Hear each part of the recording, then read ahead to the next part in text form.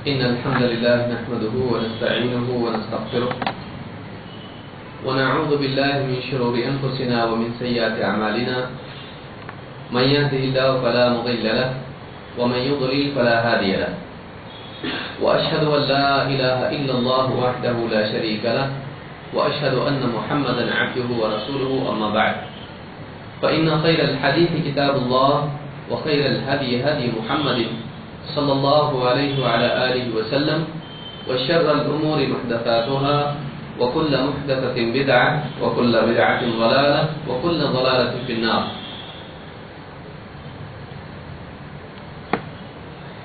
پچھلے دروس میں ایک سلسلہ چل رہا تھا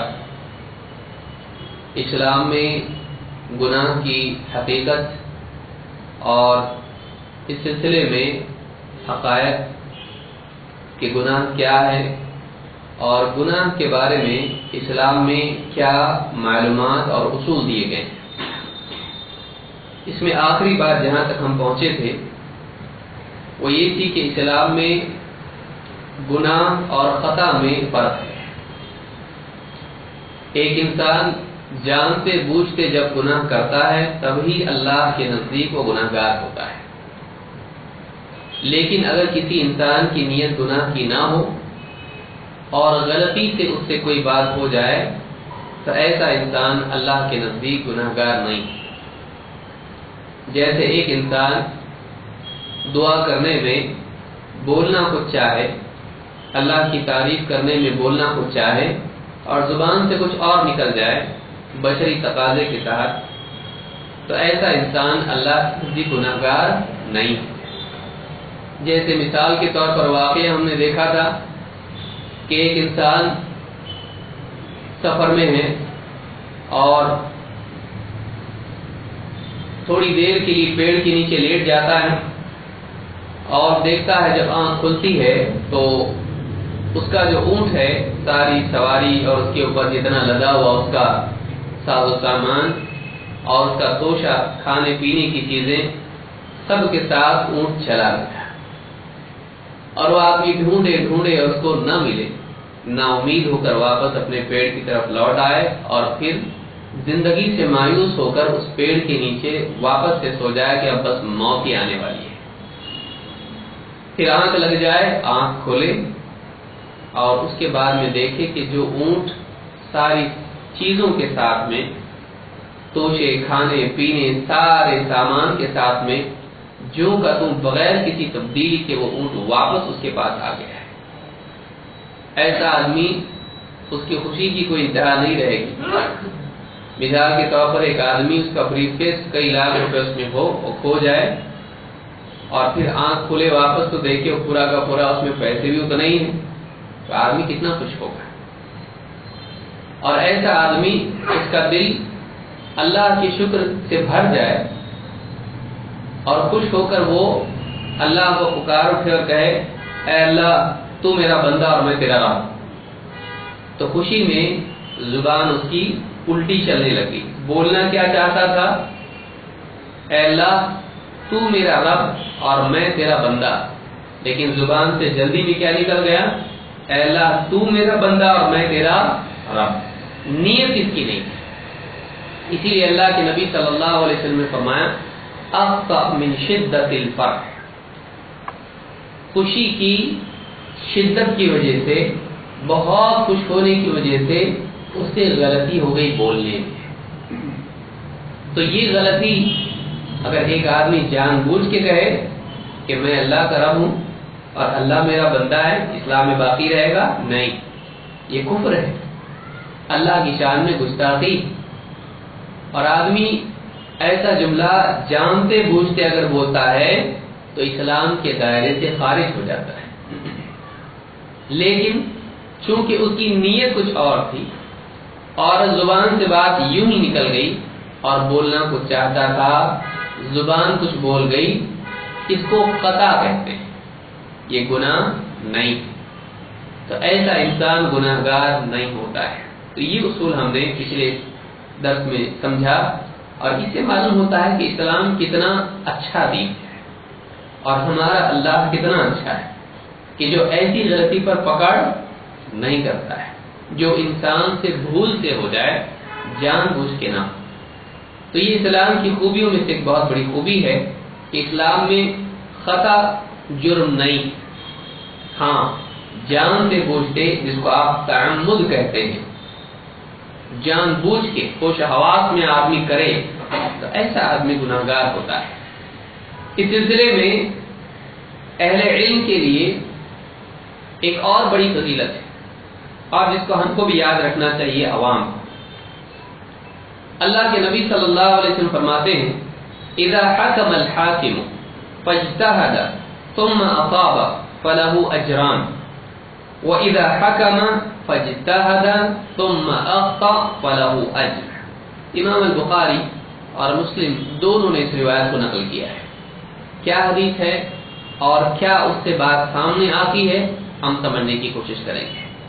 آپ نے فرمایا اذا حکم الحاکم، جب ایک فیصلہ کرنے والا حاکم یعنی قاضی، جج، مفتی، عالم، مجتہد، جب کوئی فیصلہ کرتا ہے اور اس فیصلے کے لیے اجتہاد کرتا ہے اور اجتہاد میں اس سے صحیح فیصلہ ہو جاتا ہے تو اس کے لیے 2 اجر ہیں، اور اگر وہ فیصلہ کریں اور اس فیصلہ کرنے میں اجتہاد کریں اور اجتہاد میں اس سے غلطی ہو جائے تو اس کے لیے 1 اجر ضرور ہے۔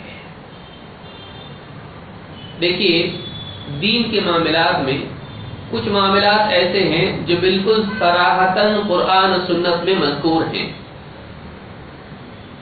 فجر کی نماز کتنی رکعت ہے، صاف ستھرا موجود ہے۔ اللہ کے نبی صلی اللہ علیہ وسلم، صحابہ شروع سے آج تک مسلمان فجر کی 2 ہی فرض پڑھتے آئے ہیں، 2 سنت اور 2 فرض۔ اس میں کبھی تبدیلی ہوئی نہیں، نہ رمضان میں نہ کسی اور دن میں، تو یہ معروف چیز ہے۔ لیکن بعض مسائل ایسے ہوتے ہیں جو زمانے کے ساتھ ساتھ نئے نئے آتے ہیں۔ جیسے مثال کے طور پر اگر انسان کا ایکسیڈنٹ ہو جائے تو کیا ایک انسان کا خون دوسرے انسان کے بدن میں ڈال سکتے ہیں؟ اب یہ مسئلہ اللہ کے نبی صلی اللہ علیہ وسلم کے زمانے میں نہیں تھا۔ یہ بعد کے دور میں سائنس کی ترقی سے معلوم ہوا کہ ایک آدمی کا خون دوسرے کو دیں تو اس کے لیے زندگی کے مواقع پیدا ہو جاتے ہیں۔ اگر ایک آدمی کا ایکسیڈنٹ ہو جائے جس سے خون پورا نکل جائے گا، خون زندہ رہنے کے لیے ضروری ہے۔ اب اگر خون ہی نہیں ہوگا تو آدمی کیسے جیے گا؟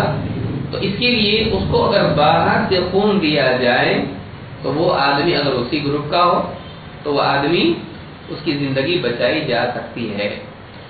اب لیکن شریعت میں کیا ایسا جائز ہے؟ کیا اسلام میں اس کی گنجائش ہے یا نہیں ہے؟ ظاہر بات ہے یہ چیز اگر نبی صلی اللہ علیہ وسلم کے زمانے میں ہوتی تو آپ اس پر کوئی فیصلہ بھی کرتے، لیکن چونکہ یہ بعد کے زمانے میں آئی لہذا قرآن و سنت میں صراحتاً اس کا حکم نہیں ہے، صاف صاف الفاظ میں کہ بلڈ ڈونیشن جائز ہے، ایسا نہیں، اس زمانے میں تھا ہی نہیں۔ یا کوئی آدمی حج کے لیے جاتا ہے، اب پہلے زمانے میں لوگ کشتیوں سے اور اسی طرح سے سواریوں سے اونٹ پر اور گھوڑوں پر اور مختلف راستوں سے لوگ حج کے لیے پہنچتے تھے۔ جیسے جیسے زمانہ ترقی کرتا گیا نئی نئی سواریاں آئیں، یہاں تک کہ انسان ہوا میں اڑنے لگا، ہوائی جہاز آئے۔ اب ایک آدمی ظاہر بات ہے حج کا سفر دینی ہے، حج کا سفر دینی ہے، گھر سے نکلتا ہے تو اس کا ثواب شروع ہو جائے گا۔ جیسے نماز کے لیے جب آدمی گھر سے نکلتا ہے تو ہر قدم پر نیکی، حاجی اتنا بڑا عمل کرنے جا رہا ہے، اللہ کے گھر پر جا رہا ہے، تو ایسا آدمی اس کو ثواب ملے گا، کیونکہ یہ سفر بھی کیا ہے، یہ دینی سفر ہے۔ سوال یہ ہے کہ کیا ایک انسان حج کے لیے ہوا میں ہوائی جہاز سے سفر کر کے جا سکتا ہے کیا؟ نہیں، شریعت میں جائز ہے کہ نہیں؟ کیونکہ اس زمانے میں کوئی ہوا سے تو نہیں گیا، سواریوں سے گیا، زمینی سفر یا پانی کا سفر، یہ تیسرا سفر جائز ہے کہ نہیں؟ ایسے کئی مسائل روزانہ آتے رہتے ہیں، پیدا ہوتے رہتے ہیں۔ اب ظاہر بات ہے کہ ہر آدمی اتنی صلاحیت نہیں رکھتا ہے کہ خود سے قرآن و سنت میں غور کر کے اجتہاد کرے۔ ہاں، جو صحیح مسائل ہیں قرآن و سنت کے آدمی پڑھ لے سمجھ میں آ جاتا ہے، لیکن ہر آدمی میں اتنی صلاحیت نہیں ہوتی ہے۔ اس کے لیے اس کو حکم دیا گیا ہے فَاسْأَلُوا أَهْلَ الذِّكْرِ إِن كُنتُمْ لَا تَعْلَمُونَ، جاننے والوں سے پوچھو اگر تم کو نہیں معلوم۔ لہذا ایک آدمی کیا کرے گا؟ ایک عام آدمی ہے جس کو قرآن سنت کا گہرا علم نہیں ہے، اب وہ آدمی عالم کے پاس جاتا ہے، مجتہد کے پاس جاتا ہے، اس سے سوال پوچھتا ہے اور وہ قرآن و سنت میں غور کر کے اس نئے مسئلے کا جواب دیتا ہے۔ کہیں نہ کہیں اس کو قرآن و سنت میں اس کی بنیاد مل جاتی ہے۔ کبھی وہ اجمالی اصول ہوتا ہے، قاعدہ ہوتا ہے جس کے تحت کئی مسائل اپنے آپ آ جاتے ہیں، کبھی کوئی ایسی دلیل ہوتی ہے کہ دو باتوں کو ملا کے اس کا حل نکالنا پڑتا ہے۔ اب یہ ہر آدمی تو نہیں کر سکتا ہے، یہ عالم کرتا ہے، یہ قاضی کرتا ہے، یہ مجتہد کرتا ہے۔ اب مجتہد جب ایسا کرتا ہے تو اب دیکھیے جب اجتہاد ہے تو انسان نے اپنا ذہن چلایا، اس دلیل میں غور کیا، اس میں غور کیا اور ان کو جوڑ کے اس کا حل نکالنے کی کوشش کی۔ اس کے اصول ہیں، ایسے نہیں آپ گھر پہ بیٹھ کے کچھ بھی کریں، اس کے اصول ہیں۔ اب ان اصولوں کے تحت ایک عالم نے غور و فکر کیا اور اس کو ایسا لگا کہ یہ صحیح ہے، تو اب اس نے فیصلہ دیا۔ ظاہر بات ہے اس کا فیصلہ، اس کا ججمنٹ، اس کا اجتہاد ہے، وہ اللہ کی طرف سے نازل ہوئی بات نہیں ہے، وہ رسول صلی اللہ علیہ وسلم کی طرف سے بولی ہوئی صاف بات نہیں ہے۔ اگر ہوتی تو اجتہاد کی ضرورت کیا تھی؟ نہیں ہے ایسا کچھ، اس لیے اس نے اجتہاد کیا اور فیصلہ دیا۔ اب یہ فیصلہ انسان کا ہے، وہ صحیح بھی ہو سکتا ہے اور غلط بھی ہو سکتا ہے۔ اب اس آدمی کو صحیح فیصلے پر کیا ہے؟ اس عالم کے لیے صحیح فیصلے پر دو نیکیاں ہیں، اور اگر فیصلہ اس کا غلط نکل آئے، اس میں غلطی ہو تو جہنم میں جائے گا؟ نہیں، اس کے لیے کیا ہے؟ اس کے لیے ایک نیکی ہے، غلطی کر کے بھی ایک نیکی۔ تو نیکی غلطی کرنے کی نہیں ہے، نیکی کوشش کرنے کی ہے۔ جس عالم کو، جس مجتہد کو دو نیکیاں ملی، ایک منزل پر پہنچنے کی وجہ سے، صحیح جواب دینے کی وجہ سے ایک نیکی، اور کوشش کرنے کی وجہ سے دو نیکیاں۔ تو ایک کوشش کی نیکی اور ایک صحیح جواب دینے کی، صحیح فیصلہ کرنے کی نیکی۔ لیکن دوسرا جس نے غلطی کیا، اس نے کوشش تو صحیح کیا لیکن جواب اس کا کیا تھا؟ غلطی کر گیا۔ تو ایسا انسان، ایسا عالم، اس کو کوشش کرنے کی نیکی تو ملے گی لیکن غلطی کرنے کی وجہ سے، غلط جواب نکلنے کی وجہ سے اس کی وہ نیکی چلی جائے گی، لیکن وہ اللہ کے نزدیک گنہگار نہیں ہوگا۔ اس لیے جو مجتہدین ہیں، جو علماء ہیں، ان سے کسی مسئلے میں اگر غلطی بھی ہو جائے تو ان کو برا نہیں کہنا چاہیے۔ کیوں؟ اللہ کے ہاں تو ان کے لیے ایک نیکی ہو اور ہم ان کو برا کہیں تو اللہ کے نزدیک وہ اچھا ہے، اللہ کے نزدیک وہ ثواب اور اجر کا مستحق ہے، اور ہم اس کو برا کہیں، غلطی کرنے کے باوجود بھی مجتہد کو اجر ملتا ہے۔ غلطی کرنے کی وجہ سے نہیں، کوشش کرنے کی وجہ سے۔ ہاں یہ بات اور ہے کہ اگر مجتہد کی غلطی کسی مسئلے میں ہو جائے تو اس کی غلطی واضح ہونے کے بعد خود اس کو بھی رجوع کر لینا چاہیے، اور جس نے اس کی بات مانی تھی اس کے سامنے صحیح بات آ جائے اور غلطی ثابت ہو جائے، اس غلطی کو چھوڑ کر صحیح پر چلنا چاہیے، کیونکہ دنیا میں ایک ہی مجتہد نہیں ہے، کئی مجتہد ہیں۔ ایک عالم کی غلطی کون بتاتا ہے؟ دوسرا عالم۔ ایک ڈاکٹر کی غلطی دوسرا ڈاکٹر بتاتا ہے، لیکن آدمی ایک ہی عالم کی بات پر زندگی بھر چلتا رہے، چاہے وہ غلط ہو، کہ نہیں مجھ کو تو ایک اجر ملے گا ہی، تیرے لیے نہیں، وہ مجتہد کے لیے ہے، تو اجتہاد کیا ہے۔ حدیث میں کس کے لیے فضیلت ہے؟ اس کی مجتہد کے لیے ہے۔ تو وہ جو اجر ہے خطا کے باوجود مجتہد کے لیے ہے، اور اگر غلطی اس پر واضح ہو جائے اور پھر بھی مجتہد غلطی پر باقی رہے، وہ اجر بھی اس کو نہیں ملے گا بلکہ گناہ ملے گا۔ کیوں؟ اس لیے کہ ایک انسان غلط پر اگر چلتا ہے جبکہ معلوم ہو قرآن و سنت کے حساب سے یہ غلطی ہے اور جان بوجھ کے غلطی کرے تو گناہ بن جاتا ہے۔ لہذا گناہ کے بارے میں ایک اصول یہ معلوم ہوتا ہے کہ اللہ کے نزدیک اجتہادی خطا گناہ نہیں ہے۔ لہذا جتنے مجتہدین ہیں، چاہے وہ پچھلے دور کے ہوں یا اس دور کے ہوں، قیامت تک مجتہد پیدا ہوتے رہیں گے، قیامت تک مجتہد آتے رہیں گے۔ کیوں؟ قیامت تک نئے مسائل آتے رہیں گے۔ اب بعض لوگ کہتے ہیں بھائی اجتہاد، چونکہ ضمن یہ بات آ گئی اس پہ گفتگو تھوڑا کر لیتا ہوں۔ بعض لوگ کہتے ہیں کہ اجتہاد کا دروازہ بند ہو گیا ہے۔ سوال یہ پیدا ہوتا ہے کہ کب بند ہوا، کس نے بند کیا اور کیوں بند کیا؟ مسائل کا دروازہ تو بند نہیں ہوا، اجتہاد کیوں ہے؟ سوال غور کریں اس پر اور آپ کو یہ معلوم ہونا کہ کیسے سمجھایا جائے کسی کو۔ بعض لوگ کہتے ہیں دیکھیے بھائی اجتہاد کا دروازہ بند ہو گیا، اب مجتہد دنیا میں نہیں آئیں گے۔ ٹھیک ہے، چلیے اللہ نے آپ کو بتلا دیا غیب کی خبر، آپ کو کیسے معلوم پڑا نہیں آئیں گے؟ یہاں پہلا سوال یہ ہے کہ اجتہاد کیوں؟ ظاہر بات ہے کہ اجتہاد اس لیے ہے کہ قرآن و سنت میں سارے مسائل کلیئر کٹ نہیں ہیں، اس میں غور و فکر کر کے نئے مسائل نکالنے پڑتے ہیں۔ آپ بولیں گے یہ تو آپ کفر کی بات کر رہے ہیں، بعض لوگ ڈر جائیں گے، قرآن سنت میں سب نہیں ہے۔ قرآن سنت میں سب ہے، صراحتاً نہیں۔ بتائیے گانجا حلال ہے کہ حرام؟ قرآن میں گانجا کا نام ہے چرس گانجا نہیں، چین بھی نہیں اور گاف بھی نہیں قرآن میں۔ عربی میں ہے ہی نہیں، چرس گانجا ہے نہیں، چ بھی نہیں اور گ بھی نہیں، لیکن اس کا شرعی حکم معلوم کرنا پڑے گا نا۔ کئی مسائل ایسے آئیں گے۔ ایک عورت ہے، ڈاکٹر بولتا ہے ماں کو بچائیں گے بچہ مر جائے گا، بچے کو بچانے کی کوشش کریں گے ماں مر جائے گی، آپ بتائیے کس کو بچائیں؟ فیصلہ کس کو کریں؟ قرآن سنت میں سے کیسا آپ صراحتاً دیکھیں گے؟ اس میں ایسا سچویشن آ جائے کہ پریگننسی میں ایسا ہو جائے تو ایسا کرنا نہیں۔ سارے نصوص میں غور کرنا پڑے گا، دیکھنا پڑے گا، وہ عالم کرتا ہے۔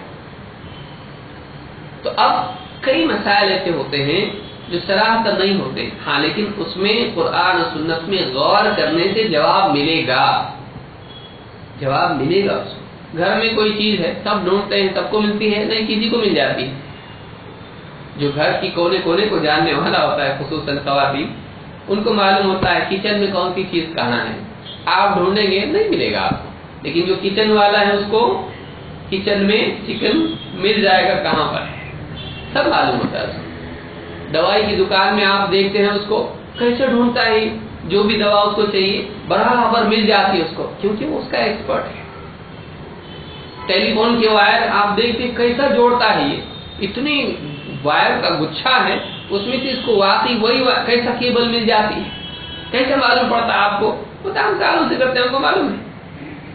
ایسے کئی لوگ ڈاکٹر ہیں، آپ کا پیٹ پھاڑ کے کون سی رگ ہے برابر اسی کو جوڑتا ہے، دوسرا کہیں پائپ ناک میں نہیں جوڑ دیتا پیٹ کا، برابر اس کو کیوں معلوم ہے؟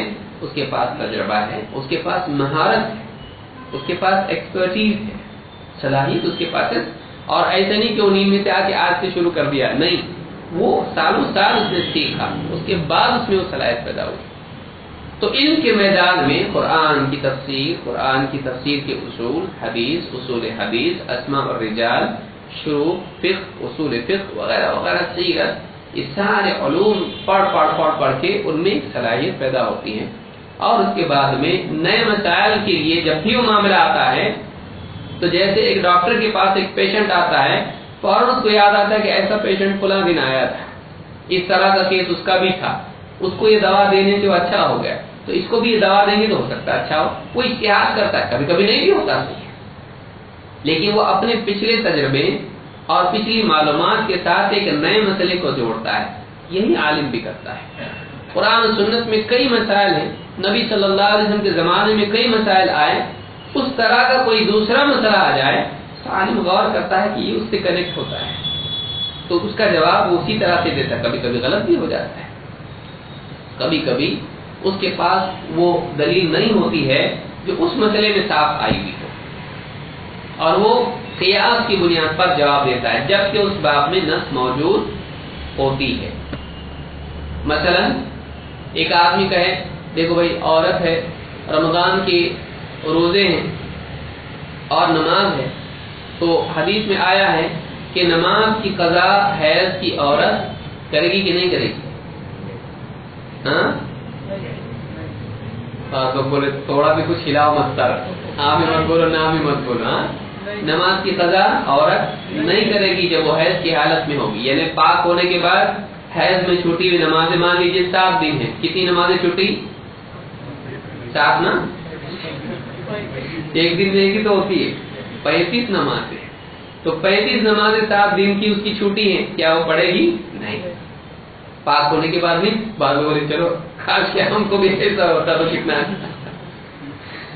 اس عورت کے لیے حیض کے دنوں میں، نفاس کے دنوں میں، نفاس کے دن تو اور بھی زیادہ ہوتے ہیں، جب بچہ پیدا ہوتا ہے اس کے بعد عورت کو خون آتا ہے، تو ان دنوں میں وہ تقریباً 30 40 20 25 الگ الگ دن ہوتے ہیں عورتوں کے، خون بند ہو گیا غسل کرے گی، نماز شروع کر دے گی، لیکن کم سے کم 20 25 دن تو نکل ہی جاتے اس میں، اس کی نماز ہے 125، تو کیا وہ نمازوں کی قضا کرے گی؟ نہیں۔ لیکن اب آدمی کہے دیکھو پھر جب عورت جو حیض کے دنوں میں نماز کی قضا نہیں کرے گی تو پھر روزے بھی ہوتے ہیں، عورت نے حیض کی حالت میں روزے رکھنے ہیں کہ نہیں؟ آپ لوگ پڑھ کے نہیں آئے، حیض کی حالت میں عورت روزے نہیں رکھے گی، لیکن جب حیض سے پاک ہوگی، بعضوں کو ہم اور تھوڑی ہم کو ضروری تھوڑی معلوم کرنا ہے، اور حیض کی حالت ہم لوگوں کے لیے تھوڑی نہ ہے، ہم کیوں اس کو سیکھیں؟ گھر میں خواتین کو نہیں معلوم ہوتا ہے بعضوں کا، روزے رکھ لیتی ہیں عورتیں، روزے نہیں چھوڑنا رمضان کے، روزہ چھوڑنا گناہ ہے، جہنم میں جائیں گے، رکھو، معلوم نہیں، روزے بھی نہیں رکھے گی اور نماز بھی نہیں پڑھے گی، اس میں کوئی شک نہیں ہے۔ حدیث میں اللہ کے نبی صلی اللہ علیہ وسلم نے فرمایا کیا ایسا نہیں ہے کہ حائضہ نہ نماز پڑھے گی نہ روزہ رکھے گی، یہ تو صاف حدیث ہے، لیکن سوال ہے کہ بعد میں کیا کرے گی؟ اب ایک آدمی ہے اس کو معلوم نہیں، اب وہ سوچا دیکھو جب نماز نہیں ہے تو روزہ تو اس سے چھوٹا ہے، نماز افضل ہے کہ روزہ؟ نماز وَاعْلَمُوا أَنَّ خَيْرَ أَعْمَالِكُمُ الصَّلَاةُ، حدیث میں کہ جان لو تمہارے سارے اعمال میں سب سے افضل عمل نماز ہے، قیامت کے دن سب سے پہلے کس کی پوچھ ہوگی؟ نماز کی۔ معراج میں بلا کے کیا دیا گیا؟ نماز۔ اللہ کے رسول صلی اللہ علیہ وسلم آخری وقت میں کس چیز کی تلقین کرتے رہے نماز کے روزہ؟ الصلاۃ وما ملکت ایمانکم، نماز۔ تو نماز کی اہمیت دین میں بلا شبہ سب سے زیادہ ہے۔ روزے کے لیے وضو کرنا پڑتا ہے؟ اس نے کچھ لوگ کیا ہے بھائی نیا مسئلہ تو نہیں بتا رہے ہو، نہیں ہے اس کے لیے تو آدمی اگر جنابت کی حالت میں بھی روزے میں داخل ہو جائے تب بھی گناہ گار نہیں ہوگا، بشرطے کہ فجر سے پہلے غسل کر لے۔ تو اب کوئی آدمی کہے جب نماز اتنا بڑا عمل ہے وہ چھوڑنا ہے تو روزہ بھی تو چھوڑنا ہوگا، یا الٹا سوچے کہ ایک عورت اگر حیض سے پاک ہونے کے بعد روزوں کی قضا کرے گی کہ نہیں کرے گی؟ کرے گی، تو کیا نماز کی نہیں کرے گی؟ تو آدمی سوچے روزہ تو چھوٹا ہے، جب روزے کی قضا ہے تو اس سے زیادہ امپورٹنٹ کیا ہے؟ اس سے زیادہ فضیلت کس کی ہے؟ نماز۔ تو 35 نمازیں پوری پڑھنا، اور اگر 10 دن اس کے ہیں تو کتنے ہو گئے؟ شب معراج والے کتنی نمازیں؟ 50، پوری 50 پڑھے گی، تو کیا اس کا یہ کہنا صحیح ہوگا؟ نہیں۔ کبھی ایسا ہوتا ہے کہ ایک مسئلے کے لیے ایک دلیل ہوتی ہے اور دوسرے مسئلے کے لیے دوسری دلیل، ایک مسئلے کو دوسرے پر آپ قیاس نہیں کر سکتے، سمجھ میں آئی بات؟ تو کبھی کبھی ایسا ہوتا ہے کہ مجتہد کے سامنے وہ دلیل نہیں ہوتی ہے اور وہ اس کی بنیاد پر کیا کر دیتا ہے؟ فیصلہ کر دیتا ہے، اور وہاں اس سے غلطی ہو جاتی ہے، لیکن اس پر وہ گنہگار ہوگا نہیں، کیونکہ اس تک اگر حدیث آتی وہ حدیث کے مطابق فیصلہ کرتا، نہیں آئی لہذا اس کو باقی دلیلوں میں غور کر کے فیصلہ دینا پڑا۔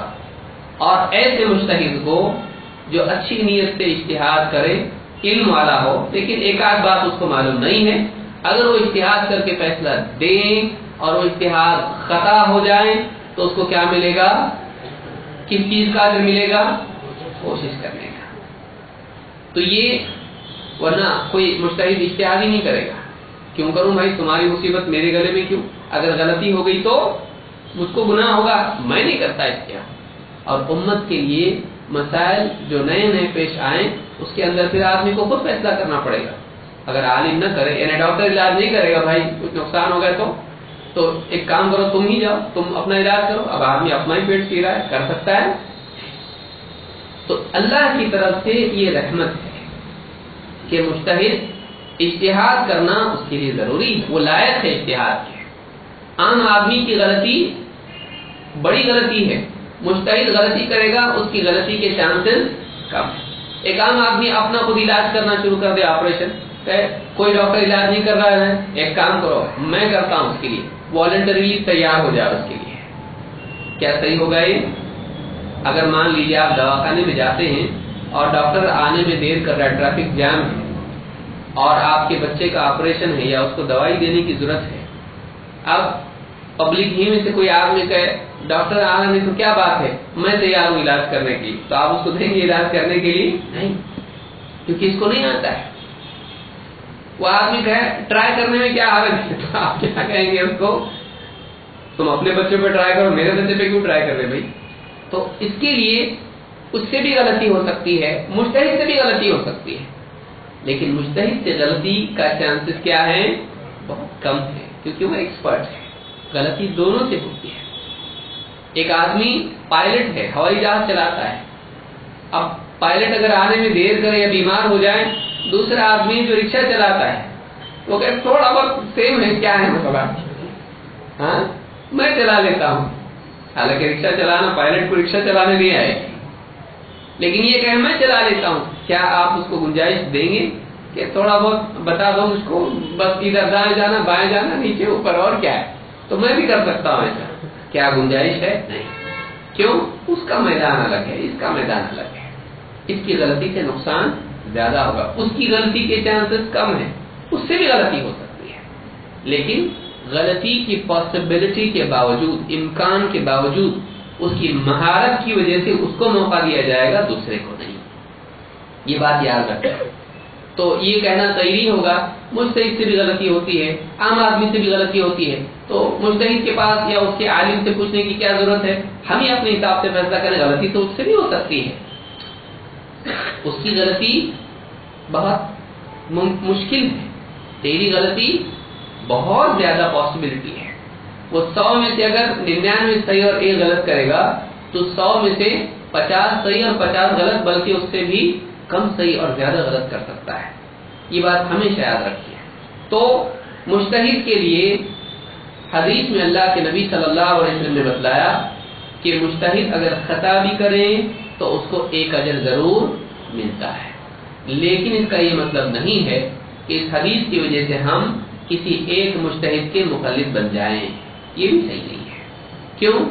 اس لیے کہ اللہ تعالیٰ نے زمین و آسمان کے درمیان ایک ہی مجتہد پیدا نہیں کیا، اور اللہ تعالیٰ نے جو آیت نازل کی، کہا فاسألوا اہل الذکر ان کنتم لا تعلمون، جاننے والوں سے پوچھو اگر تم کو نہیں معلوم۔ اللہ نے نہیں کہا ایک ہی جاننے والے سے مرتے دم تک پوچھتے رہنا، نہیں، اللہ نے جمع کا لفظ استعمال کیا، اہل الذکر، جاننے والوں سے پوچھو۔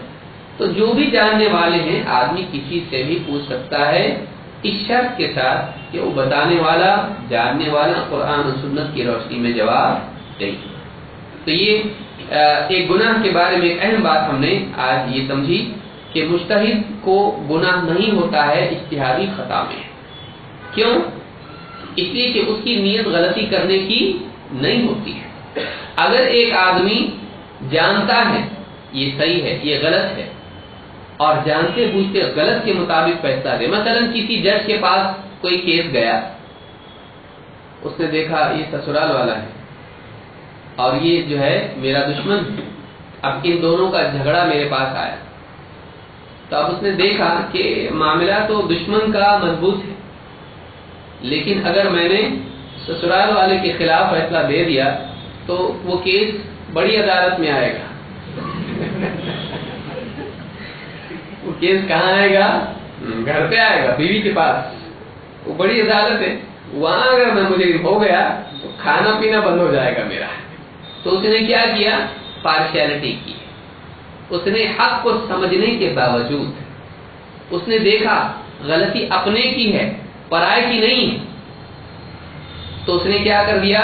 اس کا حق اٹھا کے اس کو دے دیا، اپنے کے حق میں فیصلہ دے دیا۔ اس کو معلوم تھا صحیح کیا ہے، لیکن اس نے جانتے بوجھتے فیصلہ خواہش کے مطابق دیا، نفس کے پابند ہو کر دیا، اور اس نے حق بات کی بجائے غلط فیصلہ دیا۔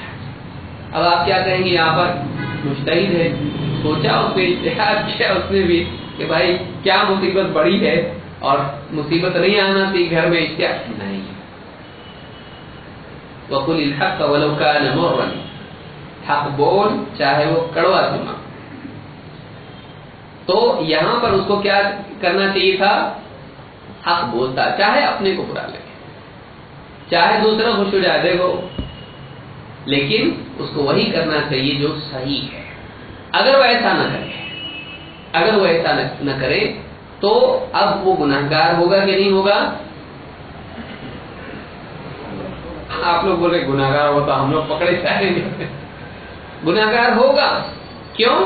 اس لیے کہ اس نے جانتے بوجھ کے غلط فیصلہ کیا، لیکن مجتہد نے جان بوجھ کے غلط نہیں کیا تھا، اس سے مسٹیک ہوگی، لیکن اس نے کیا کیا؟ اس نے غلط کو چنا۔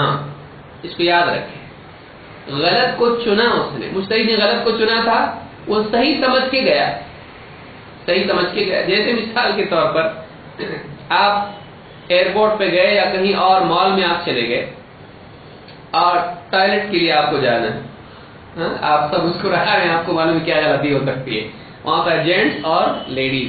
اب آپ کو نہیں سمجھا، تصویریں ایسی بنی ہوئی ہیں کہ آپ کو نہیں معلوم کہ بڑے بال والا کون، چھوٹے بال والا کون، وہ فوٹو دیکھ کے سمجھ میں نہیں آیا، کوئی بزرگ ہے مثلا، ٹھیک سے دکھائی نہیں دیا، اور مردوں کی بجائے وہ خواتین کے خانے میں گھس گیا، کیا ہے؟ گناہگار ہے۔ عورتیں کیا کریں گی؟ پہلے تو لگے گا کیسے آ گیا، لیکن جان کے بزرگ ہے، یہ غلطی یہاں پر آ گئے تو وہ بھی ان کو سزا نہیں دیں گے، گورنمنٹ بھی ان کو، سیکیورٹی گارڈ بھی اس کو پکڑ کے جیل میں نہیں ڈالے گا، کیوں؟ غلطی ہوگی۔ لیکن کوئی بچہ لفنگا اگر اس طرح سے کرے، جان بوجھ کے جائے تو اس کی دھلائی بھی ہوگی، پٹائی بھی ہوگی، اور اس کے بعد پولیس بھی اس کو پکڑ کے لے جائے گی۔ جان بوجھ کے گناہ کرنا، جان بوجھ کے ایک غلط کام کرنا، اس پر آدمی کو گنجائش نہیں ہے، اس کو سزا ملے گی۔ لیکن ایک انسان غلطی سے غلط جگہ پہنچ جائے، وہ صحیح سمجھ کے غلط کر بیٹھے، تو ایسا انسان سزا کا مستحق نہیں ہے۔ سمجھ میں آئی بات؟ یہ اچھے سے سمجھ لیں۔ آگے بڑھتے ہیں۔ نمبر 5، پانچواں قاعدہ گناہ کے بارے میں کیا ہے؟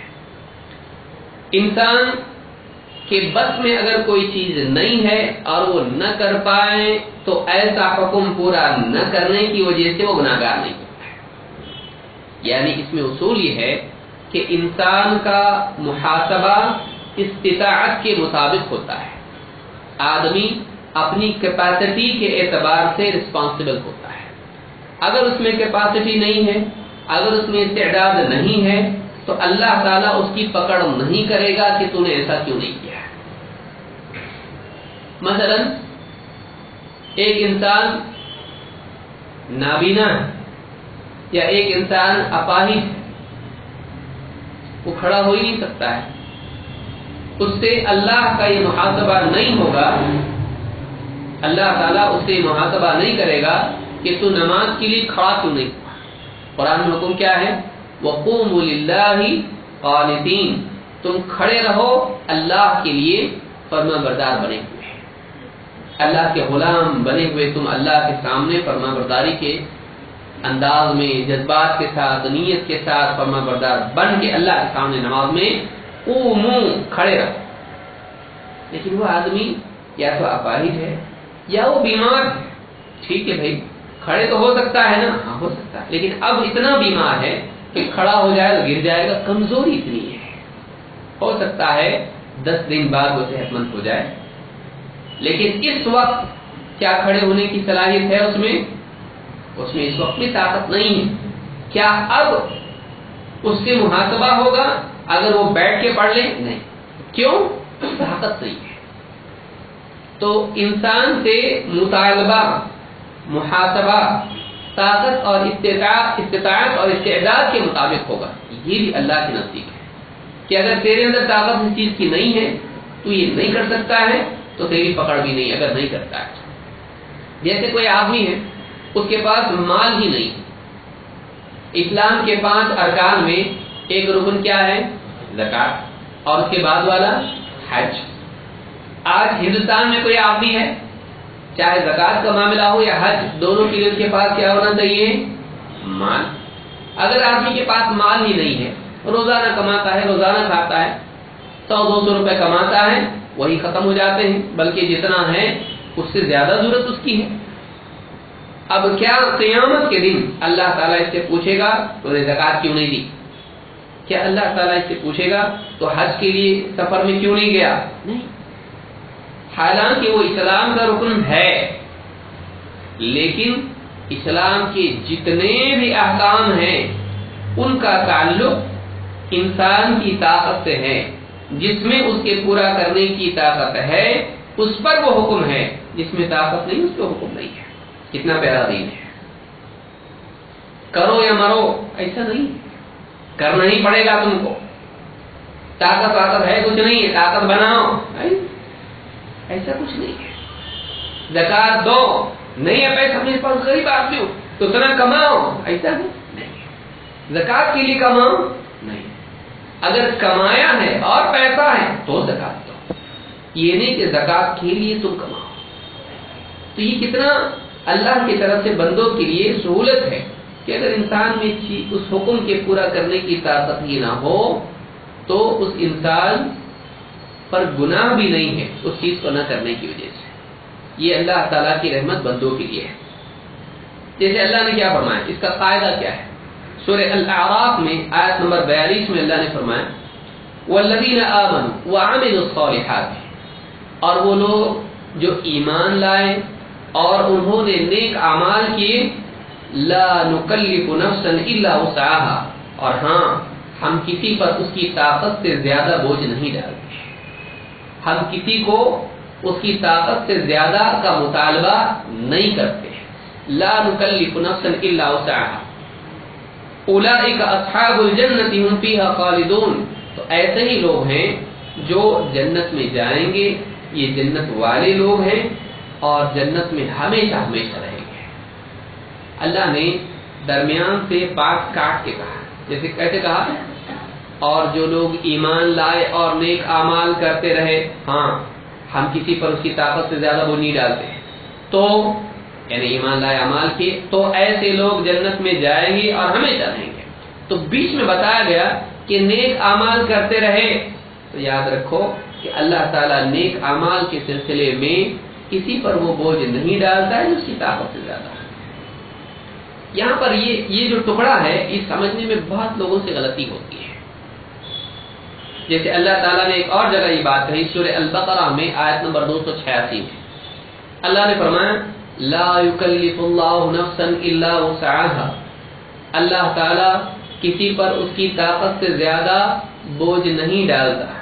लहा मा कसबत व अलैहा मक्तसबत, जो उसने कमाया उसके लिए वो हक उसके हक में है, और जो उसने अपने खिलाफ कमाया उसी पर उसका वबाल है।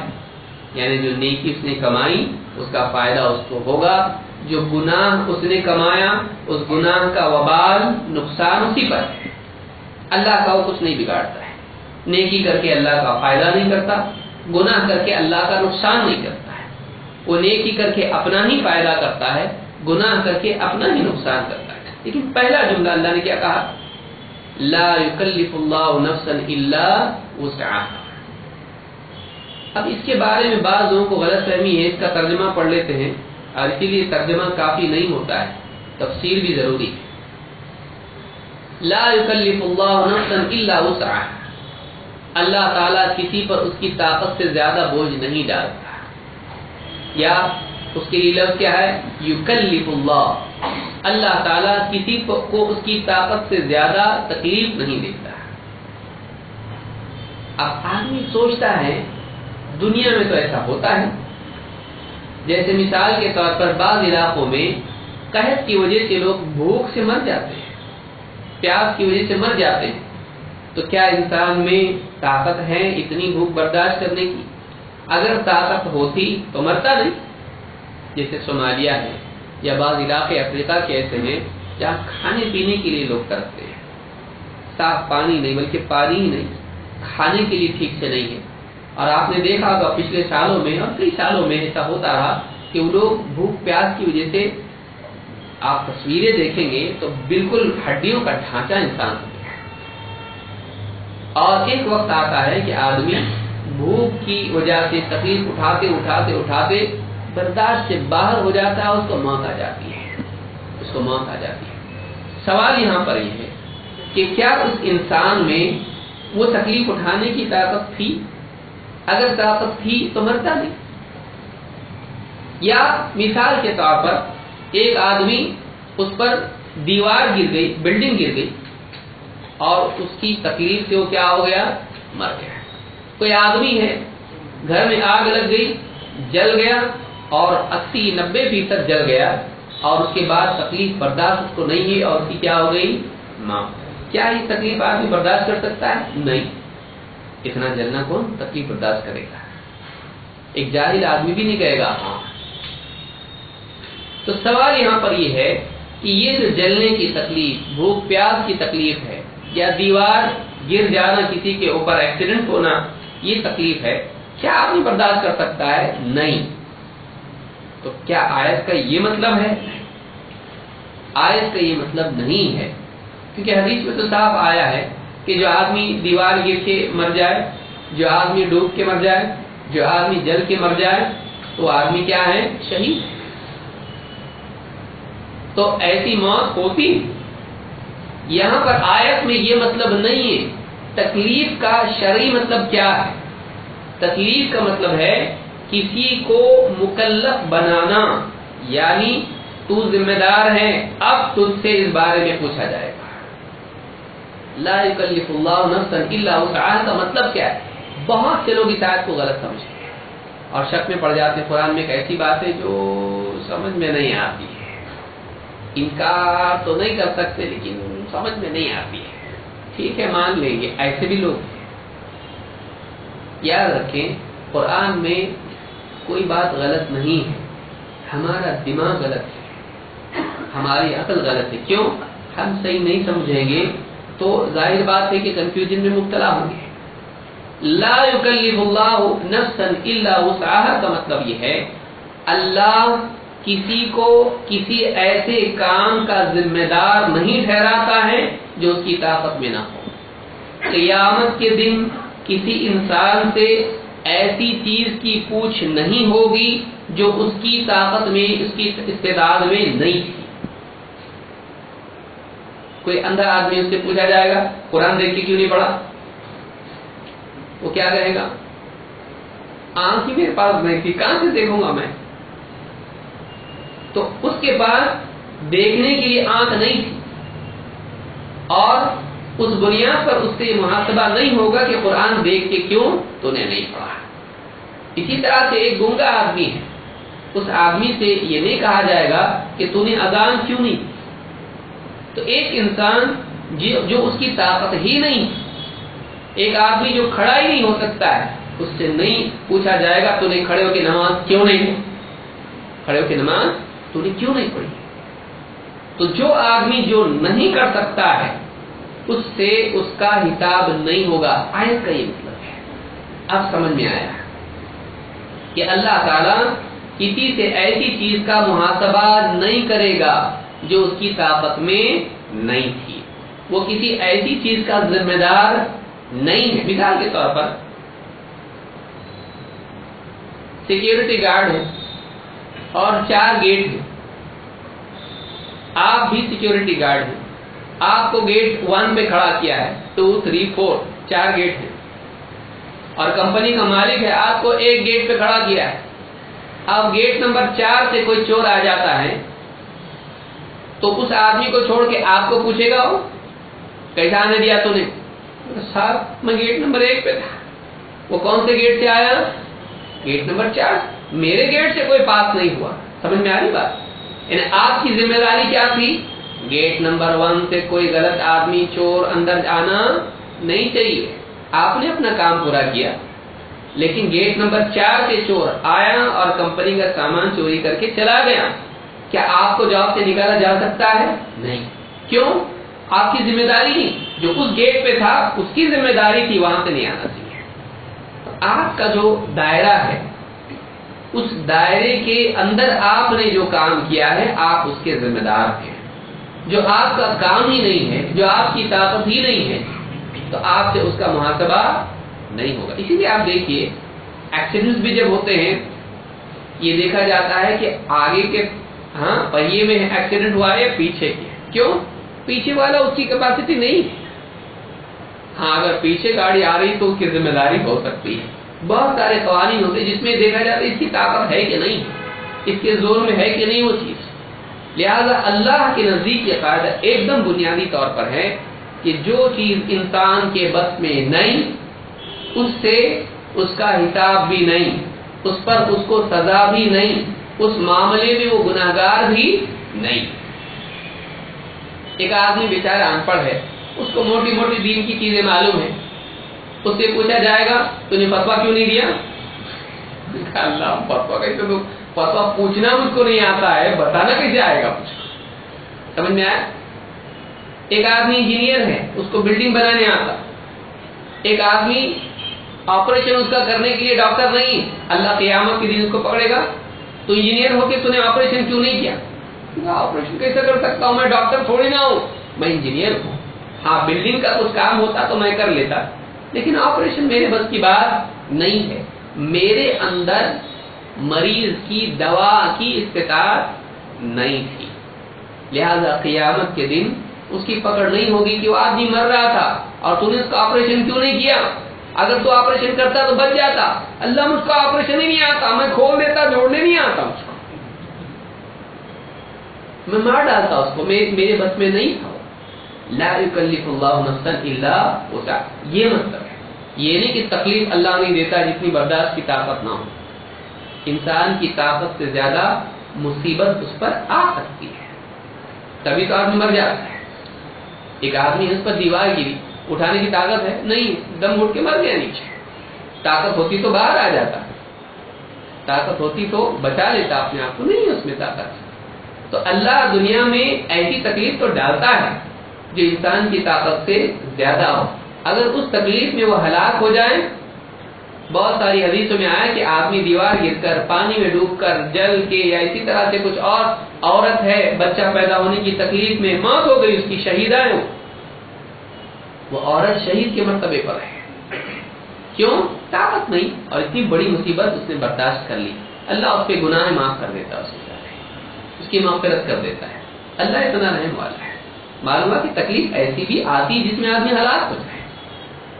अगर बर्दाश्त करने की ताकत होती तो हलाक नहीं होता। लिहाजा ये उसूल अल्लाह के यहाँ है कि जो ताकत से ज्यादा है उस पर पकड़ भी नहीं। अल्लाह ताला ने कुरान करीम में फरमाया फत्तकुल्लाह मस्तताअतुम, तुम्हारी जितनी इस्तिताअत है उतना तकवा इख्तियार करो, जितनी ताकत तुम्हारे अंदर है उतने मुत्तकी बनो। हर इंसान की सलाहियत, ताकत, इस्तिताअत अलग होती है। इसीलिए अल्लाह ताला ने क्या फरमाया? फत्तकुल्लाह मस्तताअतुम। देखिए अल्लाह का एक पैमाना है, इतना दीनदार बनना चाहिए। लेकिन आप जानते हैं रसूल और नबी, सिद्दीकीन, शुहदा, सालिहीन, तो मरातिब लोगों की दीनदारी के एतबार से सारे लोग दीन में बराबर हो सकते हैं? नहीं, हर एक की कैपेसिटी अलग है, हर एक की ताकत अलग है। तो अल्लाह ताला ने हर इंसान से उसकी ताकत के मुताबिक दीन पे चलने के लिए कहा। तुझसे जितना होता है दीन पर चल, जो तेरी ताकत में नहीं है। जैसे एक आदमी मिसाल के तौर पर उसकी याददाश्त कमजोर है, क़यामत के दिन आया पकड़ा जाएगा, उसको कुरान का हाफिज क्यों नहीं बना तू? अल्लाह बहुत मेहनत करता था, ایک سورت یاد کیا دوسری بھلا دی جاتی تھی، تو اس کو یاد نہیں رہتا. اور اللہ کے نبی صلی اللہ علیہ وسلم کے زمانے میں لوگ آئے، اللہ کے رسول میں یاد کرتا ہوں، یاد رہتا ہی نہیں. کچھ ایسا نسخہ بتا دیجیے کیا. ابو ہریرہ رضی اللہ عنہ کہا اللہ کے رسول آپ کی حدیثیں میں سنتا ہوں بھول جاتا ہوں. آپ نے کہا چادر لاؤ، اپنی چادر بچھائی، چادر پہ آپ نے کچھ پڑھا، دعا کی اور اس کو سمیٹا اور کہا اس کو سینے سے لگاؤ. سینے سے لگا لیا تو کہتے ہیں کہ اس کے بعد سے میں کبھی کوئی بات نہیں بولا، اس کے بعد سے میں کبھی کوئی بات نہیں بولا. ایسے بھولتے تھے نا، انسان بھولتا ہے. سب سارے لوگوں کو ایسی چادر جمع کر کے نہیں دی جائے، بعد میں پیدا ہونے والے لوگ ہیں. کوئی مولوی صاحب کرے ایسا، وہ نبی کا معاملہ ہے، ہر آدمی نہیں کر سکتا ہے. تو کچھ لوگ بعد میں ایسے نہیں یاد ہوتا، اس کو یاد نہیں ہوتا ہے، تو کیا کریں گے؟ اس میں گناہگار ہوگا وہ نہیں. دین کی مجلس میں آدمی بیٹھا ہے، جمعہ کا خطبہ آدمی سن رہا ہے، شروع سے آخر تک جتنی بات خطیب نے کہی ہر آدمی یاد رکھتا ہے. باہر نکلو آپ پوچھو کیا بولے، کیا بولے یاد نہیں. حالانکہ سنا، یہ بھی نہیں کہ موبائل سے کھیل رہا تھا، بلکہ سنا اس نے. لیکن آپ دیکھیے کسی آدمی کو ایک بات یاد رہے گی، کسی کو 2، کسی کو 3، کسی کو 4. معلوم ہے کہ ہر ایک کی طاقت کیا ہے، الگ الگ ہے. آدمی قرآن پڑھتا ہے، کوئی روزانہ 1 پارہ پڑھتا ہے، کوئی 2 پارے پڑھتا ہے، کوئی آدمی روزانہ 1 صفحہ پڑھتا ہے اور کوئی 1 بھی نہیں پڑھتا. ایک ہوتا ہے طاقت اور صلاحیت، ایک ہوتا ہے لاپرواہی. لاپرواہی پہ پکڑ ہوگی، لیکن ایک آدمی ہے وہ زیادہ پڑھتا ہے، بزرگ ہے، عمر ہو گئی ہے، بہت زیادہ پڑھے گا گلا سوکھ جاتا ہے، گلا بیٹھ جاتا ہے، طاقت نہیں. جتنا پڑھ سکتا ہے فقرأوا ما تيسر من القرآن، نماز میں بھی کہا جتنا ہو سکتا ہے پڑھو. لیکن پورا قرآن پڑھ لو ایک رکعت میں، پڑھ سکتا ہے آدمی، سکتا ہے، لیکن حالت کیا ہو جائے گی؟ جتنی طاقت ہے اتنا کرو، جتنی طاقت ہے اتنا کرو. فاتقوا اللہ ما استطعتم. اس طرح سے دین کے جتنے بھی شعبے ہیں اللہ کے نزدیک انسان اپنی استطاعت کے مطابق ذمہ دار ہے. جتنی کیپیسٹی اتنا حساب، جتنی صلاحیت ہے اتنا ہی اس سے اس کی ذمہ داری ہے. جو صلاحیت نہیں وہ ذمہ داری بھی نہیں، اس کی پکڑ بھی نہیں، پوچھ بھی نہیں، سزا بھی نہیں. جریر ابن عبداللہ رضی اللہ عنہ کہتے ہیں بایعت النبی صلی اللہ علیہ وسلم علی السمع والطاعہ، میں نے اللہ کے رسول صلی اللہ علیہ وسلم سے بیعت کی، میں نے آپ سے آپ کے ہاتھ پر بیعت کی. کن چیزوں پر؟ علی السمع والطاعہ، اس چیز پر کہ میں سنوں گا اور فرما برداری کروں گا. حکم سنوں گا اور حکم پر عمل کروں گا. لیکن آپ جانتے ہیں کہ حکم پر عمل کرنا ہر دور میں زندگی کے اعتبار سے آدمی کے لیے کبھی ممکن ہوتا ہے، کبھی مشکل ہوتا ہے، کبھی ممکن نہیں بھی ہوتا ہے. تو کہا کہ میں نے بیعت کی علی السمع والطاعہ، میں حکم سنوں گا اور اس کی فرما برداری کروں گا. فلک اللہ کے نبی صلی اللہ علیہ وسلم کے بارے میں کہتے ہیں فلکننی، اللہ کے نبی صلی اللہ علیہ وسلم نے مجھ کو تلقین کی، میرے الفاظ میں اپنے الفاظ بڑھائے اور کہا فیما استطعت، یوں بھی کہو جتنا مجھ سے ہو سکے گا. حکم سنوں گا، فرما برداری کروں گا. کبھی ایسے حالات بھی ہوتے ہیں نہیں کر پاتا آدمی. کتنے لوگ قسمیں کھا لیتے ہیں اللہ آج کے بعد میں ہمیشہ روزانہ 1 پارہ پڑھوں گا، قسم سے اس مصیبت سے نکال دے. اب جب مصیبت سے نکل جا رہا تھا کیوں ایسی قسم کھا گیا؟ اور روز 3 پارے تیرے سے ہوں گے کیا؟ رمضان میں 3 پارے نہیں پڑھتا تو روزانہ 3 پارے. لیکن مصیبت سے نکلنے کے لیے آدمی بڑا آفر دیتا ہے، مصیبت سے نکلنے کے لیے بڑا آفر آدمی دیتا ہے، کیونکہ اس کے سامنے بعد میں محنت کر لیں گے، پہلے اس سے نکلو. کر دیتے وقت کیا بولتا ہے 1 مہینے میں دے دوں گا تم کو، اب بھی مجھ کو چاہیے. جیسے ہوتا ہے 1 مہینہ، 5 سال اور 1 مہینہ، بعد میں وہ چیز ڈھل جاتی ہے، ٹل جاتی ہے. اس وقت میں وہ سامنے والی مصیبت بڑی ہوتی ہے، جب وہ نکل جاتی ہے پھر سب لائٹ ہو جاتا ہے. تو کہا کہ میں فرما برداری سنوں گا اور فرما برداری کروں گا. ایسا بولو جتنا مجھ سے ہوگا فرما برداری کروں گا. یعنی اللہ کے نبی صلی اللہ علیہ وسلم جانتے تھے آدمی ہمیشہ نبھا نہیں پاتا ہے، ہمیشہ آدمی نبھا نہیں پاتا ہے. وعدہ کرے گا نبی سے، اور پورا اگر نہیں کر پائے تو کیا ہوگا؟ گنہگار ہوگا۔ یار آپ سمجھاتے تھے ایسا بولو، ایسا مت بولو، میں سنوں گا اور فرما برداری کروں گا۔ یوں کہو سنوں گا اور جتنا ہو سکے گا فرما برداری کروں گا، اپنی طاقت کے حساب سے فرما برداری کروں گا، کیونکہ جوانی میں جتنا آدمی کر سکتا ہے بڑھاپے میں کر سکتا، لہذا اب وعدہ کر رہا ہے جوانی میں، بڑھاپا بھی آنے والا ہے، نبھا پائے گا نہیں، لیکن اگر ایسا بولے گا جتنا ہو سکے گا تو جوانی میں جتنا ہو سکا کرے گا، بڑھاپے میں جتنا ہو سکے گا بڑھاپے میں کرے گا۔ لہذا یہ نبی صلی اللہ علیہ وسلم کی حکمت تھی۔ آپ امت پر بڑے رحیم تھے، آپ نے امت پر وہ بوجھ نہیں ڈالا، ہر فرد پر وہ بوجھ نہیں ڈالا جو اس کی طاقت سے زیادہ ہو۔ تو آپ نے فرمایا فَلَقَّنَنِي فِيمَا اسْتَطَعْتُ وَالنُّصْحِ لِكُلِّ مُسْلِمٍ، اور اس بات پر بھی مجھ سے بیعت لی اور میں نے بیعت کی کہ میں ہر مسلمان کا بھلا چاہوں گا۔ بہت مشکل کام ہے، خیر خواہی جس کو کہتے ہیں، یہ انسان کو قیمتی بناتی ہے اور اس کو سکون بھی دیتی ہے۔ اس کا برا، اس کا برا، اس کا برا، اتنے سارے جو ہیں فائل جمع کر کے رکھتا ہے آدمی، دماغ میں آدمی کے وہ بوجھ ہوتا ہے، اس کے بوجھ سے تیرنا مشکل ہو جاتا، پانی ہوا میں اڑنا مشکل ہو جاتا ہے، وہ سارے بوجھ لے کے آدمی ڈوب جاتا ہے۔ اس لیے بہت سارے لوگ دلوں میں جو دشمنی کے بیج سنبھالتے رہتے ہیں، ان لوگوں کی زندگی میں سکون کم ہوتا چلا جاتا ہے۔ لیکن جیسے آپ اپنے دشمن کا بھی بھلا چاہیں، اللہ اس کو ہدایت دے دے، جانے سے اس کا اچھا ہوگا تو کیا مسئلہ ہے۔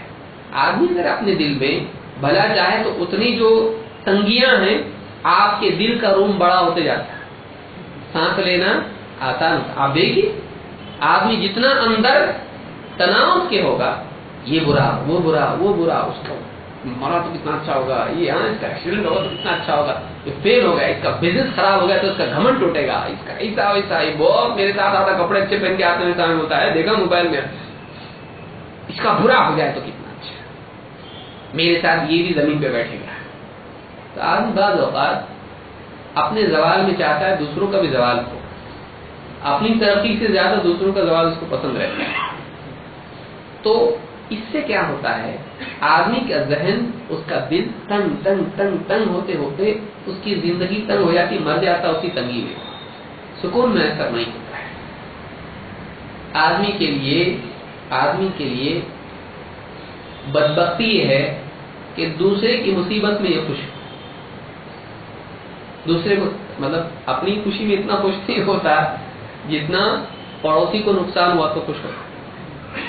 اپنا بچہ پاس ہوا اس کی اتنی خوشی نہیں، پڑوسی کا فیل ہوا اس کی بہت خوشی ہے۔ کیوں؟ آپ اب بتا، بڑی بڑی باتیں کرتا نا، اب اس کو ملے گا تو پوچھوں گا میں کیسا فیل ہو تمہارا بچہ، ارے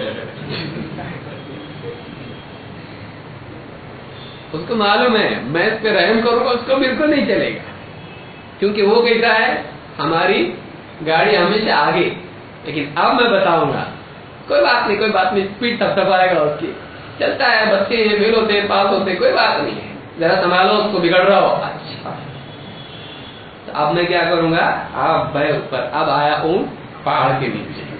آدمی چاہتا ہے خیر خواہ، آدمی چاہے کہ بھائی سب کا اچھا ہو، سب کا اچھا ہو، سب کا بھلا ہو، سب سیدھے راستے پر چلے۔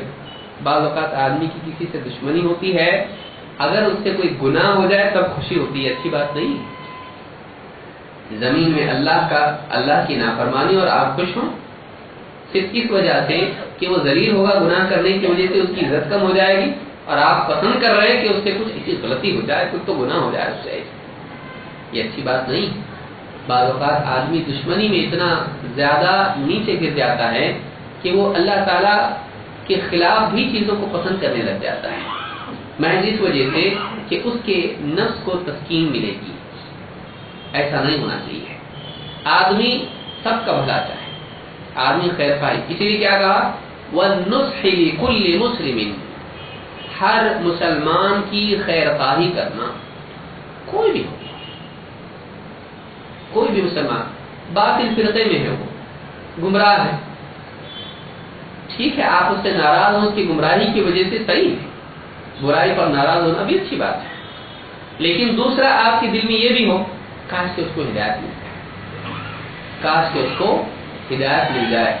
आपके दिल में ये भी होना चाहिए कि ये आदमी कितना कीमती है, ये बिदात की दावत दे रहा है, ये शिर्क में मुब्तला है, कितना पैसा शिरकियात में खर्च करता है, बातिल की तरवीज में कितनी भागदौड़ करता है। काश कि इसकी सलाहियतें और इसका ये माल और इसकी ये जुबान अगर हक के लिए लगती तो कितना दीन का फायदा होता। तो आपकी मेंटालिटी जब ऐसी बन जाती है तो आपके अंदर ताकत बढ़ जाती है, आप रास्ता तलाश करते हो किसी तरह से समाज में भलाई पैदा करने का। ये तस्खीरी मिजाज है। वरना आदमी क्या होता है, फिर उल्टा उल्टा सोचने लगता है, ये बुरा वो बुरा वो बुरा वो बुरा बुरा, मैं अच्छा नहीं, आदमी तंग होता चला जाता है। नहीं, आपके अंदर मिजाज ऐसा होना चाहिए। इसीलिए आप देखिए रसूलुल्लाह सल्लल्लाहु अलैहि वसल्लम हजरत उमर सता रहे हैं, लेकिन आप दुआ क्या कर रहे हैं, अल्लाह इन दोनों में से जो तुझको पसंद है उसको हिदायत दे दे। दोनों है तो दोनों, अबू जहल में और उमर बिन खत्ताब में, जो भी तुझको पसंद हो तेरी पसंद के हिसाब से किसी को हिदायत दे दे।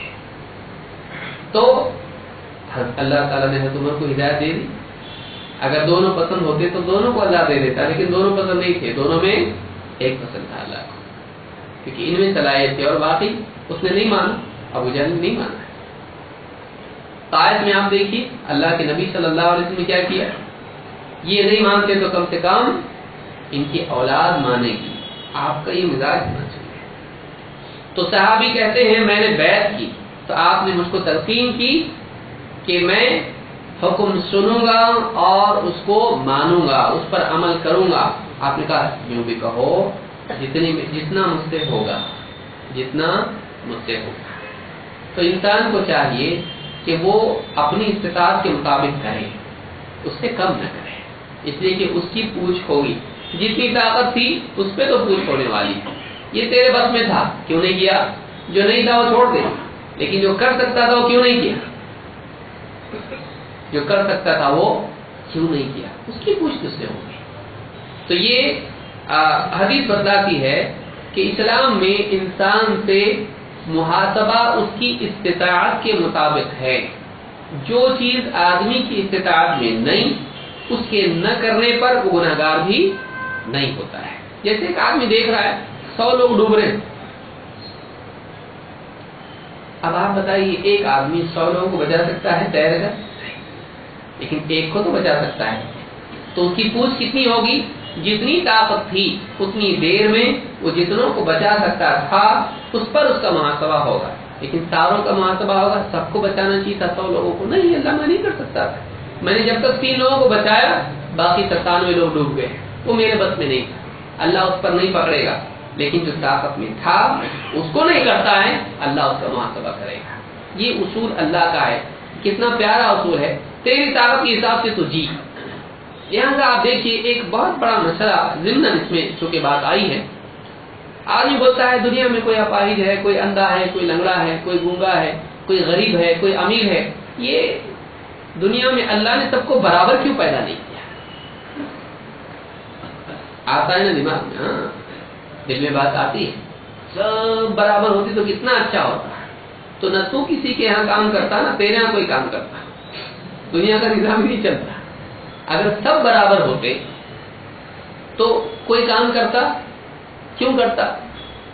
हर आदमी इक्वल है, हर एक के पास अपना सब कुछ है, कोई किसी से कम नहीं है। तो कोई केमिकल रिएक्शन होता? इसके पास इलेक्ट्रॉन कम है, उसके पास ज्यादा है, तभी जाके तो कुछ होता है। तो कम ज्यादा जो अल्लाह ने दुनिया में रखा है, यही वजह है। इसी वजह से अगर जमीन में ढलान नहीं होती तो पानी बहता, पानी चुपचाप आता ही नहीं किधर पानी। अल्लाह ताला ने कानून ऐसा बनाया है कि किसी के पास कम है, किसी के पास ज्यादा। जिसके पास कम है वो काम करेगा, उसको पैसे की जरूरत है, जिसके पास पैसा है उसको काम की जरूरत है। अब दोनों का मिलाप ऐसा होगा, दुनिया का निजाम चलेगा। इसके पास पैसा है, उसके पास भी पैसा है, बोला है कोई काम करने वाला, बोला मैं भी पूछ रहा हूं, तू मेरा करता क्या? तो ऐसी है कि दोनों को भी जरूरत नहीं है, उसके पास अपना सब है, तो दुनिया का निजाम नहीं चलता है। इसी तरह से अल्लाह ने किसी को अपाहिज बनाया, تو آپ یہ نہ دیکھیں کہ اس کے پاس کم ہے، آپ یہ دیکھیں کہ اس کا حساب بھی کم ہے۔ ایک آدمی غریب ہے، ایک آدمی امیر ہے، ٹھیک ہے، دنیا میں پیسہ ہو تو بہت سارے کام بنتے ہیں، لیکن مرنے کے بعد کی زندگی میں جس کے پاس پیسہ زیادہ تھا اس کو زیادہ دیر تک حساب دینا ہے، ایک ایک پائی کا حساب اس کو دینا ہے، اور جس کے پاس کم تھا دے کے ہو گیا چلو ابھی آگے جاؤ۔ اسی لیے حدیث میں ہے کہ جو فقراء ہوں گے وہ 500 سال پہلے امیروں سے جنت میں جائیں گے۔ امیر لوگوں سے، امیر یعنی مالدار لوگوں سے فقیر لوگ 500 سال پہلے جنت میں جائیں گے۔ اب وہاں آدمی جو غریب ہوگا، فقیر ہوگا، کہے گا اور پہنچو ہم لوگ جا رہے ہیں آگے۔ وہاں آدمی امیر مالدار تو سوچے گا بھائی ٹھیک ہے دنیا میں مزہ تو ہو گیا، لیکن یہاں پر کیا ہے، حساب ہے، اب زیادہ ٹائم لگ رہا ہے۔ تو ایک ڈس ایڈوانٹیج دنیا میں اگر ہے انسان کے پاس تو اس کے لیے آخرت کے اعتبار سے اگر آدمی جوڑ کے نہیں دیکھتا ہے تو لگے گا برا ہے، لیکن اگر آخرت کے حساب سے جوڑ کے دیکھتا ہے تو آدمی سوچے گا کہ نہیں، واقعی محرومی بھی پانے کا ذریعہ بن سکتی ہے۔ مثلا کسی آدمی کے پاس دنیا میں زبان ہی نہیں تھی، ٹھیک ہے، دنیا میں بہت تنگی ہوئی، قیامت کے دن جب دیکھے گا ایک ایک لفظ کا حساب دینا پڑ رہا اور فرشتے پورا بتا رہے اس نے یہ دن فلاں دن یہ بولا تھا، جمعہ کو ایسا بولا تھا، سنیچر کو ایسا بولا تھا، گالی دی، جھوٹ بولا، یہ کیا، بولے اللہ کا احسان میرے پاس زبان ہی نہیں تھی، نہ جھوٹ بولا، نہ گالی دی، نہ کچھ کیا، وہ سارے گناہ ہے ہی نہیں، پورا اکاؤنٹ خالی۔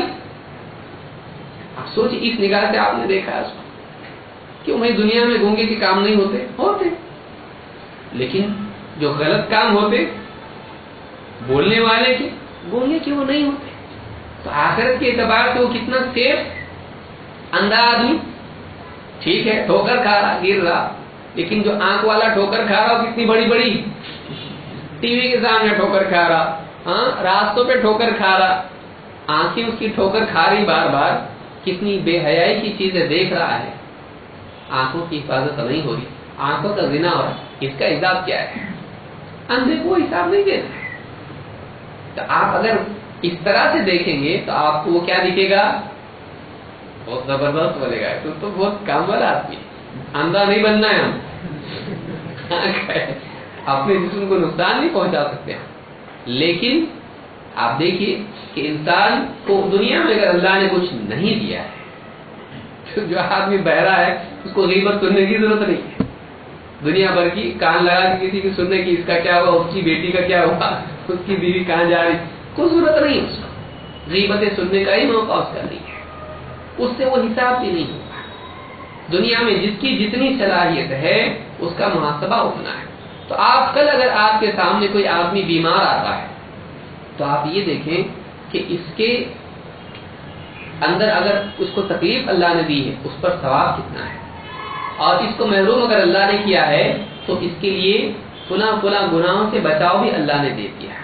بعض اوقات اللہ تعالیٰ کسی بندے کو کسی برائی سے بچانا چاہتا ہے، اس کو کسی چیز سے محروم کر دیتا ہے، اس کے بھلے کے لیے کرتا ہے۔ تو یہ اللہ کی طرف سے بندوں کے لیے بعض اوقات رحمت کی چیز بھی ہوتی ہے، ہم نہیں جانتے ہیں، کیوں؟ ہم کو فیوچر معلوم نہیں ہے، ہم کو فیوچر معلوم نہیں، بعض اوقات اللہ تعالیٰ کسی کو ناکام کر دیتا ہے تاکہ وہ آگے بڑھ کے گھمنڈ میں نہ آئے، ایسا بھی کرتا ہے اللہ تعالیٰ۔ کسی آدمی کو فیل کر دیا کسی ایگزام کے اندر، یا اس کا ڈیل فیل کر دیا، اللہ کرتا ہے، اس کی یہ ڈیل پاس ہوتی، بزنس میں آگے بڑھتا، فلاں جگہ جاتا، سفر کرتا، یہ ہوتا، پھر بے حیائی میں آتا اور گھمنڈ میں آتا، پیسہ آتا، عیاش بنتا، دین سے دور چلا جاتا، 5 ٹائم کی نماز پڑھ رہا ہے، رمضان کے روزے بھی نہیں رکھتا اور ایک دم دین سے دور نکل جاتا، اللہ کو معلوم ہوتا ہے، اللہ اس کی وہ ڈیل سینکشن نہیں کراتا، کیا اللہ کو معلوم ہے۔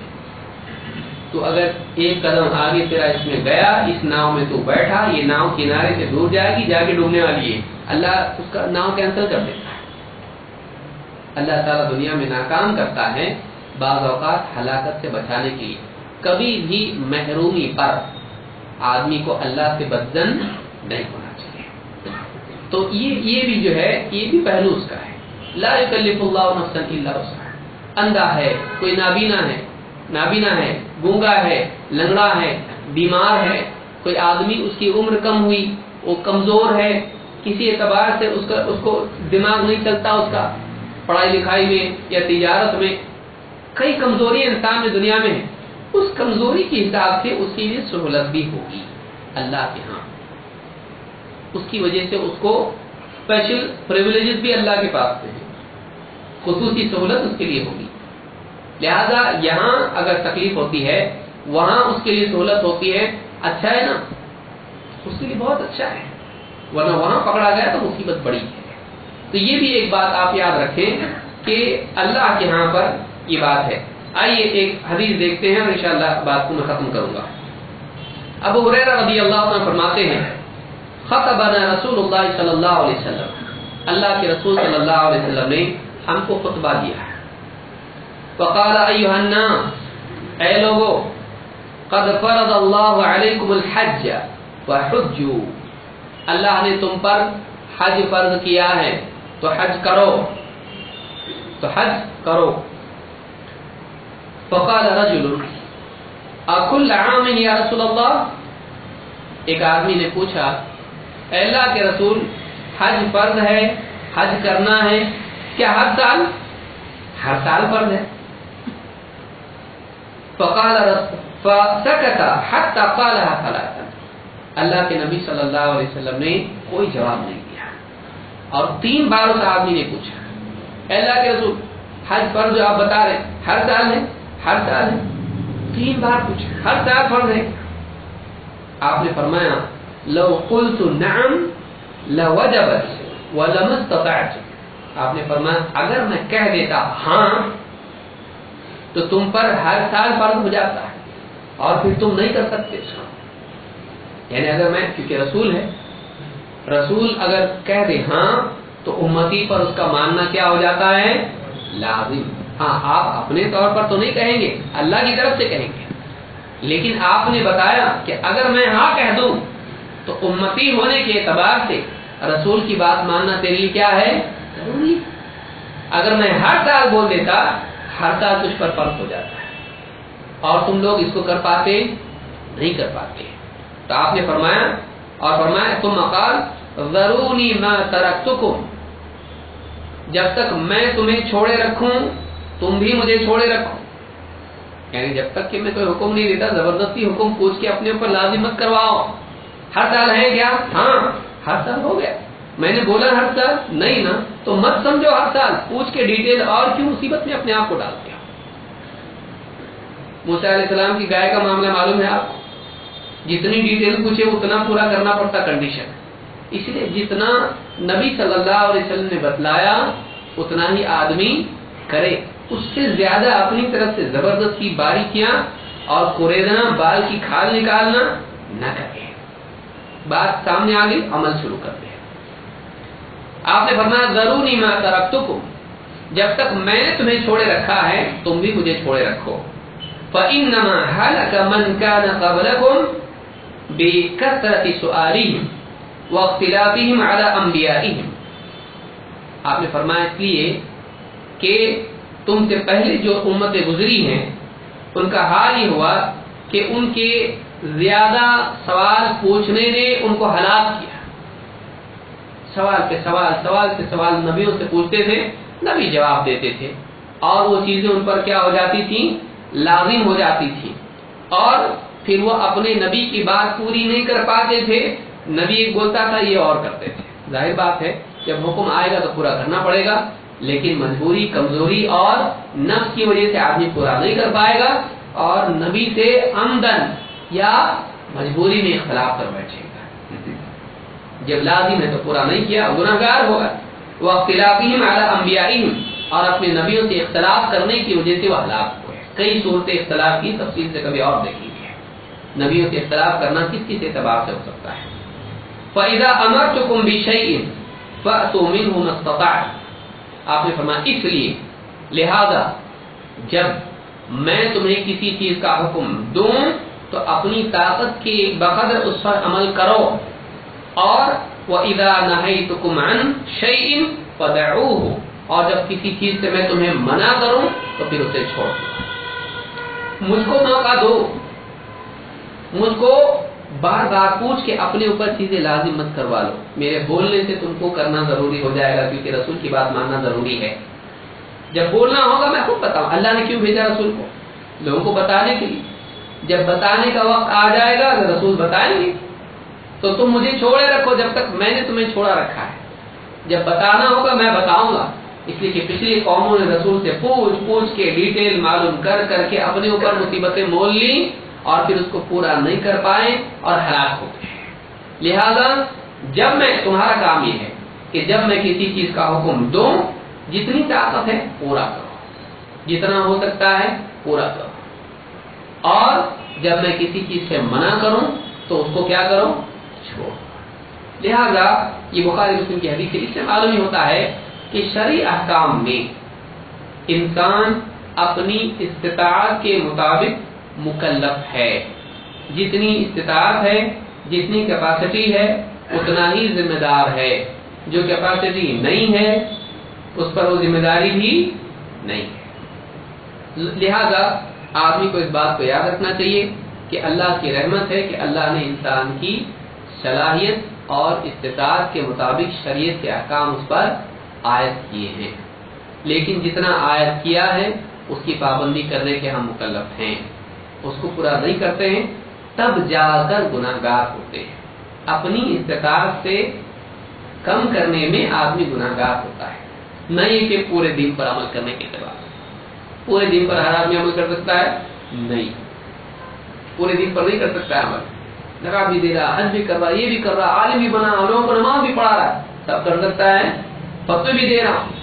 ویسے بہت سارے لوگ فتوے آج کل دیتے ہیں جبکہ اس کے اہل نہیں ہے. یہ بھی گناہ ہے. جو آدمی کی استطاعت نہیں ہے، آدمی وہ کام کرنے لگے جس کا اہل نہیں ہے، یہ بھی گناہ ہے. یہ نہیں کہ آدمی کہے نہیں ٹھیک ہے طاقت نہیں لیکن میں کوشش تو کروں گا. تو لائق نہیں اس کی مت کر. فتویٰ دینے کی اہلیت تیرے میں نہیں ہے، مت کر. اس لیے حدیث میں کیا ہے؟ اذا وسد الامر الى غیر اہلہ فانتظر الساعہ. جب ذمہ داریاں ایسے لوگوں کے سپرد کی جانے لگیں جو لائق نہ ہوں. جب ذمہ داریاں ایسے لوگوں کو دی جانے لگیں وہ کیا ہو؟ لائق نہ ہو، تو قیامت ہی کا انتظار کرو. لہذا آدمی کو وہی ذمہ داری اٹھانا چاہیے جو اس کی طاقت میں. خالی جوش نہیں، ہوش بھی. آدمی کو وہ ذمہ داری لینا چاہیے جو کر سکتا ہے، جو نبھا سکتا ہے. اللہ تعالی ہم کو سمجھ عطا فرمائے اور دین کا علم حاصل کرنے اور اس پر عمل کرنے کی توفیق عطا فرمائے. اقول هذا واستغفر الله لي ولكم.